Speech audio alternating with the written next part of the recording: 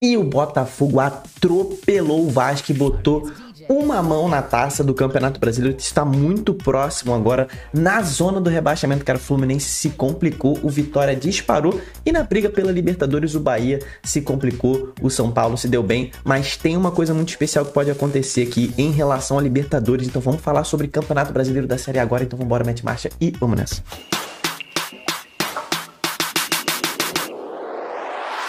Fala, torcedores, torcedoras, fanáticas e fanáticos, eu me chamo Diogo Cunha, este é o canal Torcedorismo, um canal dedicado ao futebol brasileiro. Não deixe de se inscrever, estamos crescendo aí muito, mas eu preciso da sua ajuda para que a gente possa continuar aí seguindo aqui no YouTube. Então preciso que você se inscreva se você gostar do conteúdo e deixe a sua curtida também. Se não gostar, deixa o dislike que eu também vou aprender e vou melhorar o conteúdo, beleza? O que importa é você deixar a sua opinião e se inscrever, se inscreve aí, beleza? Vamos falar de Série A. O que o Botafogo fez com o Vasco ontem, meu irmão? Ficou pouco, tá? Poderia ter sido uma goleada histórica, poderia ter sido um 6-0. Eu fui nesse jogo, né? Todo mundo sabe que eu sou tricolor, o Germancano está aqui levantando a taça da Libertadores, mas a minha mulher é botafoguense, então ela me arrasta para os jogos do Botafogo. E, cara, Botafogo ontem jogou muito mesmo. Assim, desde o início do jogo eu achei que ia ser uma goleada daquelas históricas. Tinha até alguns torcedores do Botafogo falando assim: vamos vingar a camisa cinza. Se eu não me engano, eu até perguntei pra minha esposa isso. É uma camisa de 2010, cara, que o Botafogo estreou. A Louco Abreu jogava no Botafogo. Era uma camisa metade cinza, metade preta, se eu não me engano. E o Botafogo estreou contra o Vasco, tomou um 6-0 do Vasco, nunca mais usou a camisa. E ontem o Botafogo estreou novamente uma quarta camisa, né? Poderia ter devolvido 6-0, mas ficou por 3-0, né? O Botafogo jogou muito e encaminhou seu título, né? Vamos botar aqui a tabela para você entender do que eu tô falando, tá? Olha isso aqui, cara. O Botafogo foi ali a 67 pontos, tá? 67 pontos faltando 6 jogos, tá? 6 jogos são 18 em disputa.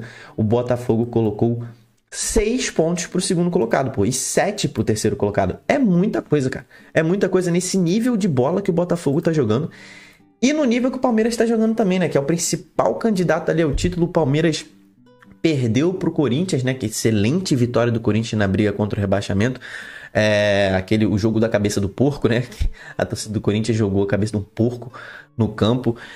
E o Palmeiras foi mal, cara. O Palmeiras depende muito do Estevão, né? Depende demais dele quando ele não tá em campo, né? Ele saiu ali no decorrer do jogo. O Palmeiras não faz nada, é só bola aérea.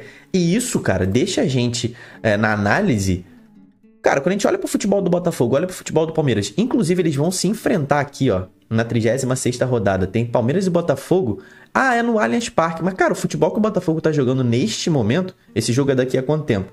Daqui a 20 dias esse jogo. Pode mudar a coisa até lá, né? Mas nesse momento o Botafogo seria favorito pra esse jogo, mesmo fora de casa. Então, assim, ainda tem um confronto direto, Diogo. Sim, mas esse confronto direto é bom até pro Botafogo, cara. Se o Botafogo chegar com 6 pontos de diferença aqui, pode até poupar nesse jogo. Porque é o jogo imediatamente anterior à final da Libertadores, né? Então, o Botafogo tá com... Cara, o Botafogo entregou coisa pior ano passado, né? Mas esse ano, o que o time tá jogando, o Botafogo tá muito próximo do título do Campeonato Brasileiro da Série A, coisa que não vem desde 1995, meu irmão. São 29 anos, não é isso? Fez a conta certa? Acho que são 29 anos, né? Matemática não é tão meu forte assim, não. Mas o Botafogo está aí muito próximo do seu título. Libertadores, cara, vamos falar de Libertadores. Tiveram coisas importantes ontem. Lembrando que a gente tem jogo hoje ainda, tá? Que vai mexer com Libertadores. Mas, cara, os jogos de ontem, Bahia e São Paulo. Esse jogo aqui praticamente fechou o G6, tá? Fechou o G6 da Série A.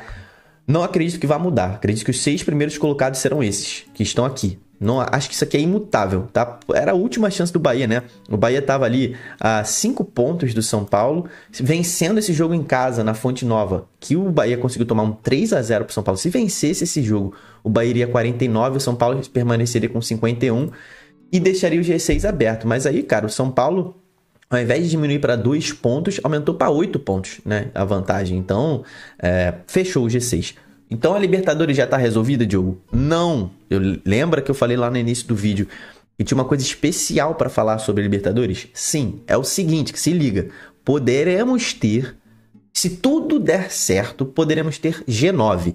Pô, Diogo, G9 é bizarro, cara. Vou te explicar o porquê. Mas G7 é muito plausível, tá? G7 é muito plausível. Então, torcida do Bahia aí, não precisa ficar desesperado que ainda tem uma boa chance de você ir pra Libertadores, tá? Você é torcedor do Bahia. É o seguinte, cara.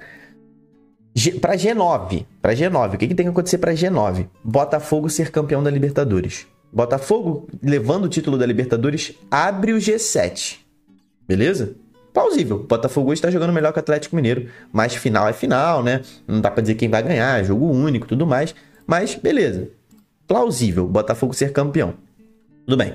O que mais precisa acontecer? Flamengo ser campeão da Copa do Brasil. Aí fica mais plausível ainda. O Flamengo abriu 3-1 no primeiro jogo. É muito favorito para ser campeão agora. Então o Flamengo, carregando esse título para casa, abre o G8, tá? Flamengo e Botafogo, vencendo seus títulos em disputa, abrem o G8.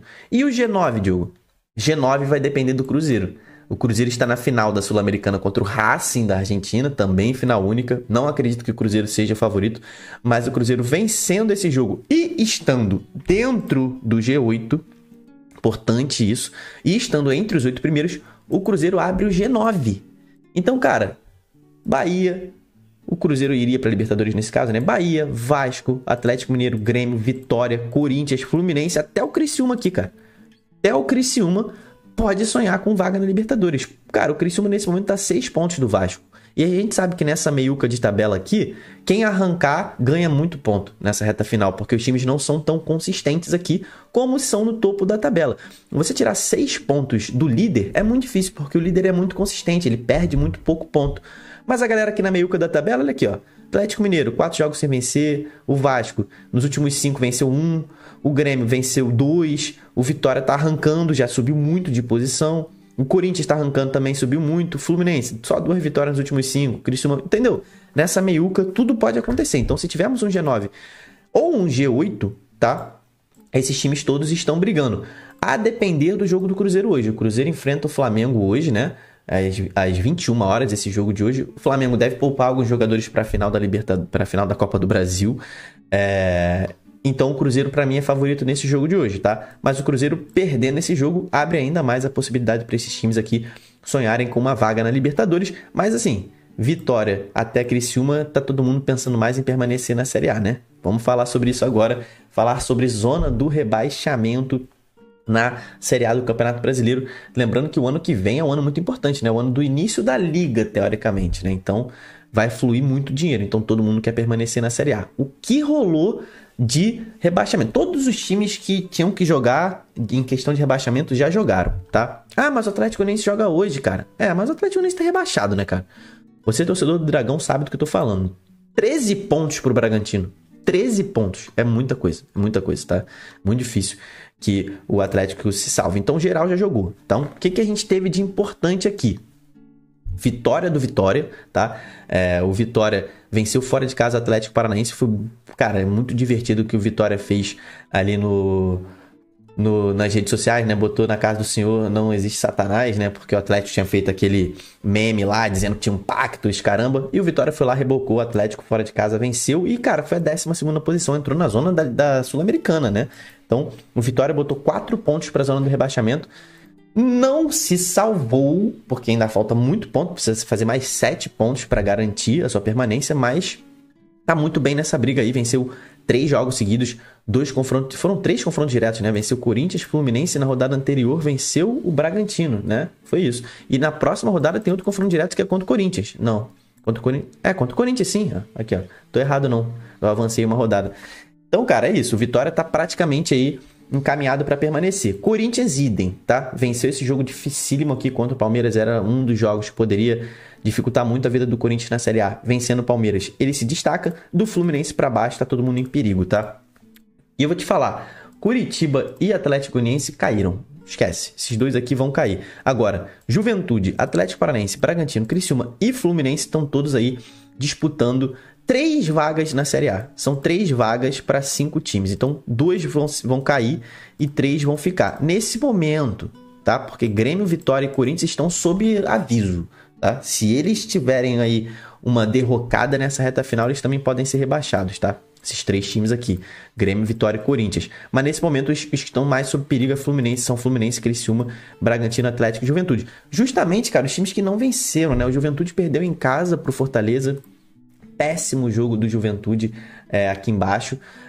O Atlético Paranaense perdeu um confronto direto também, uma vitória só nos últimos 5 jogos, que foi porque o jogador do Cruzeiro foi expulso com 3 segundos.